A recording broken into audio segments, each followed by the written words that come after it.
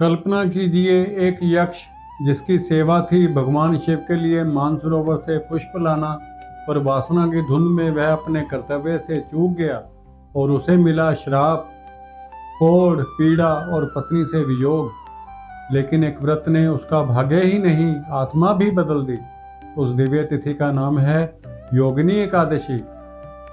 आज हम जानेंगे इसी व्रत की कथा, महिमा, व्रत विधि, तिथि और पारण का समय। एक ऐसा व्रत जो पापों का क्षय करता है, आत्मा को ऊर्ध्वगामी बनाता है और जीवन को देता है मोक्ष की दिशा। तो आइए डूबते हैं योगिनी एकादशी की पुण्यमयी धारा में। इस वर्ष योगिनी एकादशी आ रही है शनिवार 21 जून 2025 को। क्यों? क्योंकि शास्त्रों में स्पष्ट कहा गया है एकादशी व्रत उसी दिन किया जाता है जब सूर्योदय के समय एकादशी तिथि विद्यमान हो। 21 जून को प्रातः 7:18 से एकादशी तिथि शुरू हो रही है, इसलिए व्रत भी इसी दिन रखा जाएगा। व्रत पारण मुहूर्त पारण किया जाएगा 22 जून रविवार को। हरिवासर समाप्त होगा सुबह 9:41 पर। व्रत तोड़ने का शुभ समय यानी पारण का समय दोपहर 1:47 से शाम 4:35 तक।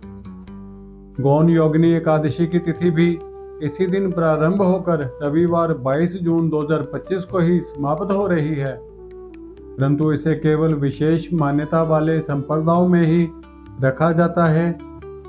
सामान्य श्रद्धालुओं के लिए मुख्य व्रत तिथि 21 जून ही है। अब आइए जानते हैं इस दिव्य व्रत से जुड़ी वह प्रेरणादायक कथा जिसे स्वयं श्री कृष्ण ने धर्मराज युधिष्ठिर को सुनाया था। कभी कभी एक क्षण का मोह पूरे जीवन की दिशा बदल देता है और कभी कभी एक व्रत जीवन को पुनः दिशा दे देता है। योगिनी एकादशी ऐसी ही एक चमत्कारी तिथि है। प्राचीन काल की बात है, राजा कुबेर की नगरी अलकापुरी, जहां आस्था और भक्ति ही राजधर्म था। राजा शिव भक्त था और उसके पास था एक सेवक हेममाली। हेममाली का कार्य था मानसरोवर से पुष्प लाकर भगवान शिव की अर्चना करना।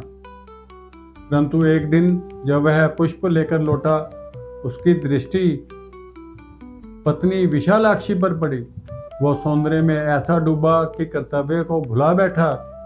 समय बीता और शिव पूजन का शुभ मुहूर्त भी।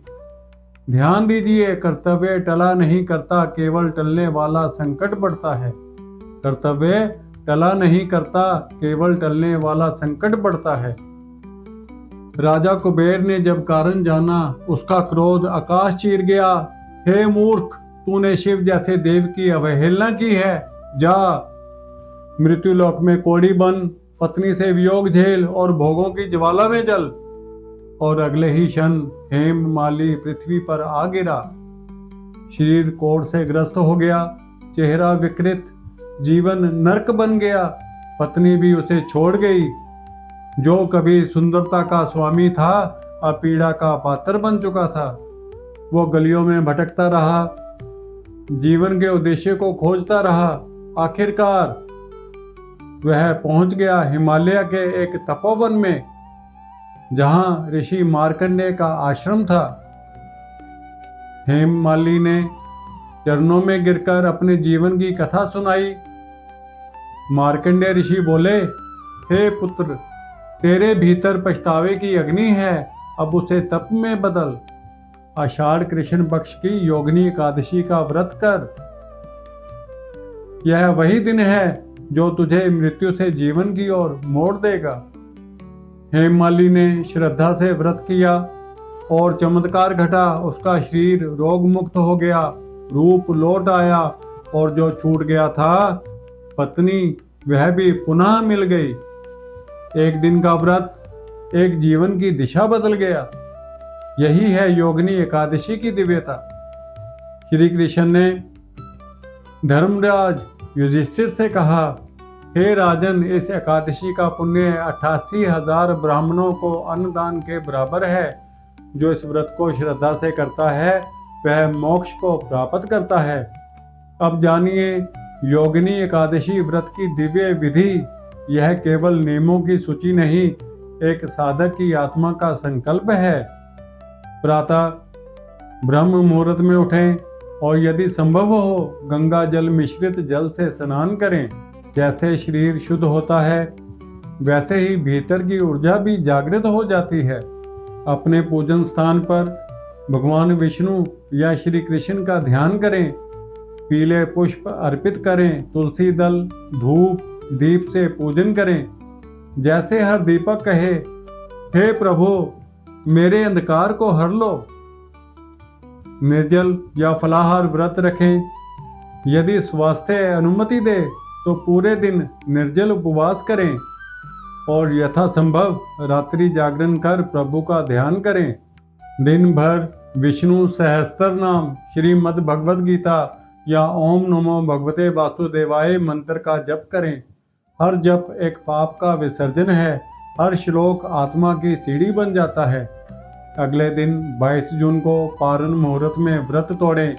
नियम पूर्वक शुद्ध सात्विक अन्न से ही पारण करें, क्योंकि व्रत केवल भूखा रहना नहीं, वह ऊर्जा को पवित्रता से ग्रहण करने की साधना है। अब जानिए व्रत में क्या नहीं करना चाहिए। ये नियम आपकी साधना को सफल बनाते हैं। चावल, मसूर और तामसिक भोजन पूरी तरह वर्जित है। तामसिकता व्रत की ज्योति को धुंधला कर देती है। क्रोध, झूठ, छल कपट, कटुवाणी से बचें। शब्द भी कर्म होते हैं और एकादशी में हर कर्म फल देता है। ब्रह्मचर्य का पालन करें। मानसिक, वाणी और व्यवहार में पवित्रता रखें, क्योंकि यही पवित्रता आपको आत्म शुद्धि की ओर ले जाती है। स्मरण रहे, यह व्रत सिर्फ तन का तप नहीं, मन की मौन साधना है। हर नियम आत्मा की एक सीढ़ी है जो आपको परमात्मा की ओर उठाती है।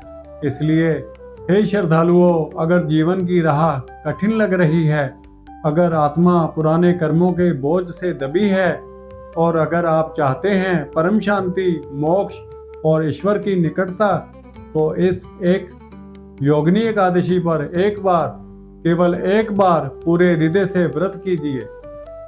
यह तिथि केवल उपवास नहीं, आत्मा का उत्सव है। अंत में एक हृदय स्पर्शी निवेदन। हर तिथि हमें एक जागृति का द्वार देती है और योगिनी एकादशी हमें सिखाती है कर्तव्य की गंभीरता, भक्ति की शक्ति और आत्म शुद्धि की साधना। एक व्रत जो केवल पाप नहीं मिटाता बल्कि आत्मा को देवत्व की ओर मोड़ देता है। अब एक विनम्र आमंत्रण, आप देख रहे हैं संजीवनी धारा, जहां हर पर्व बनता है चेतना की एक नवीन यात्रा।